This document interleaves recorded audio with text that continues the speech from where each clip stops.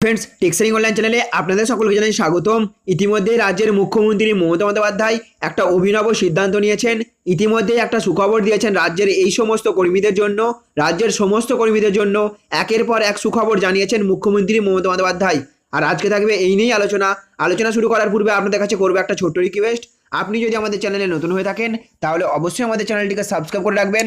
Subscribe করার পরে দেখবেন একটা বেল আইকন আছে, সেটাকেও প্রেস করে রাখবেন এইরকমই লেটেস্ট আপডেট সবার আগে পাওয়ার জন্য। তো ফ্রেন্ডস দেখুন, এখানে বলা হচ্ছে 100 দিনের কাজ নিয়ে বড় সিদ্ধান্ত নিলেন মুখ্যমন্ত্রী মমতা বন্দ্যোপাধ্যায়।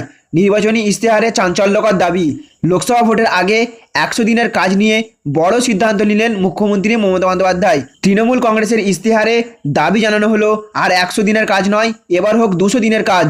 সেই সঙ্গে আরও বড় দাবি, জব কার্ড হোল্ডারদের মজুরি বাড়িয়ে দ্বিগুণ করে দেওয়া হোক। 100 দিনের কাজের টাকা 15 দিনের মধ্যে পাওয়ার বিষয়টি সুনিশ্চিত করার দাবিও তোলেন তিনি।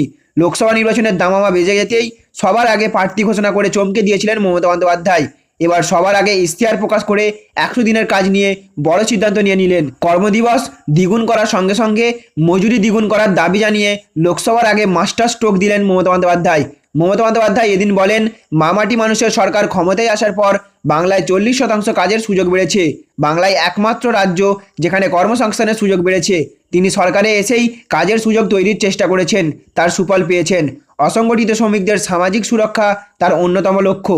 গরিব মানুষকে বাঁচার অধিকার দেওয়ার জন্যই তার লড়াই। সেই লড়াইয়ের সূত্র ধরেই 100 দিনের কাজকে 200 দিন করার দাবি জানাচ্ছি। 100 দিনের কাজ গরিব মানুষদের উপার্জনের একটা প্রধান মাধ্যম, তাই এই ক্ষেত্রে মজুরি দ্বিগুণ করার দাবিও রয়েছে তার।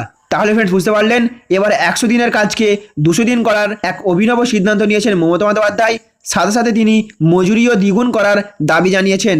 লোকসভার আগে মাস্টার স্ট্রোক দিয়ে পুরোই চমকে দিয়েছেন রাজনৈতিক মহলকে।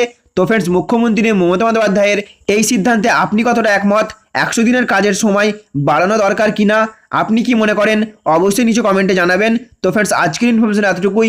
আমাদের দেওয়া ইনফরমেশনটি আপনাদের যদি ভালো লেগে থাকে তাহলে অবশ্যই একটা লাইক করবেন এবং ফ্রেন্ডস অবশ্যই এই ভিডিওটিকে অর্থাৎ এই সুখবরটিকে সমস্ত রাজ্যবাসীর কাছে শেয়ার করে সকলকে এই বিষয়ে অবগত করে দেবেন এবং সাথে সাথে সকলের মত নেবেন। তো ফ্রেন্ডস, আজকের ইনফরমেশন এতটুকুই। Thank you friends, thank you for watching.